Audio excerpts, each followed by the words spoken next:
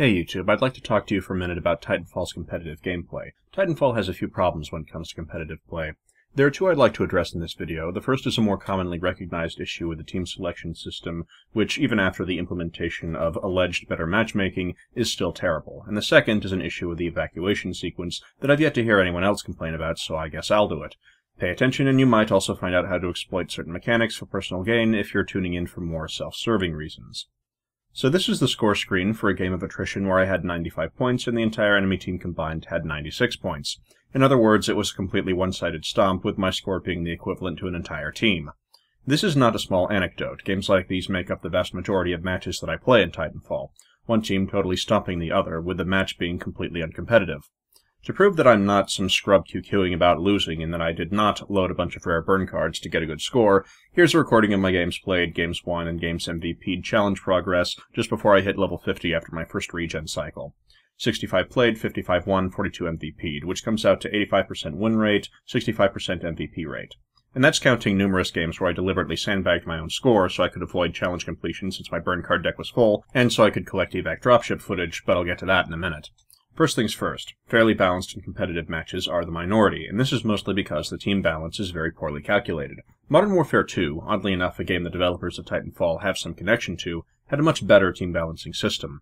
When a match ended, all the players were put into one big pool, and teams were decided based on your performance in the past match just before the next round started.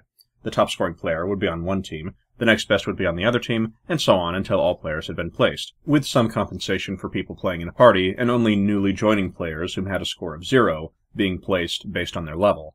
While not free of problems, the system was mostly capable of providing reasonably balanced games, so long as you didn't have the host on the PC version glitching to kick anyone with a higher score than him. However, in Titanfall, teams remain static after a match, and new players that join during the break in between rounds are placed on teams as they arrive. This then results in poorly balanced teams staying poorly balanced, and players being assigned as they arrive means that if a level 50 comes moments after a level 1, then the level 50 will likely be placed on the already overpowered team, whereas the level 1 is sent to reinforce the already losing team. The alleged better matchmaking system that's been implemented seems to have taken little to no measures to effectively solve the imbalance problems, which irritates me considering there's a readily available and quantifiably superior system from a Call of Duty game that the Titanfall's developers already worked on. It's not a lot of fun to know you're going to lose 10 games in a row simply because the teams are stacked, and it's not fun to win 10 games in a row from stomping on a lobby of players all under level 20 unless you're a total narcissist. So here's what needs to happen. Step 1. At the end of a round, place all players in a common pool so that the teams are broken up, and don't assign new teams until the next round is starting. That way, players can leave, new players can join, and only after most of the participants in the upcoming match have arrived will the teams be decided. Step 2. Compensating for people playing in a group, assign new teams based on the player's score from the most recent match, only assigning people based on their level if they're newcomers and have a recent match score of 0. These two changes will eliminate most, though not all, of the skill imbalance problems presently encountered in Titanfall, and will make it so that balanced games are a lot more common, and stacked games a lot less common. Anyway, on to the next subject. Remember a minute ago when I was talking about sandbagging my own score for evac dropships? Well, I've come across an issue with the evacuation sequence, and that's kind of important since losing team evacuations are in all but one of the game modes. I found a way to virtually always guarantee myself a spot on the evac dropship, no matter how badly my team is losing and whether or not I expect the dropship to be shot down before it leaves. Since the evac burn cards are awarded for getting on the dropship and not for actually escaping, there's little incentive to try to protect it.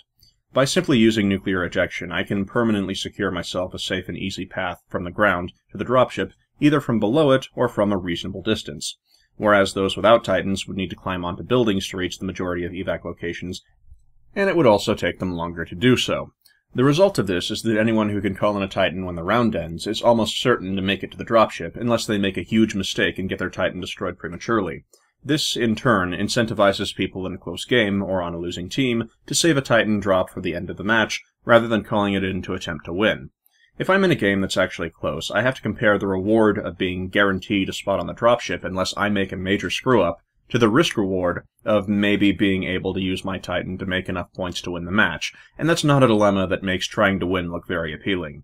Having a Titan at the end of the match makes it so easy for me to get onto the dropship, and I get Sole Survivor bonus points so often, it feels as if the dropships are being sent for me specifically, and any teammates that happen to get on as well were just lucky enough to be around me at the time.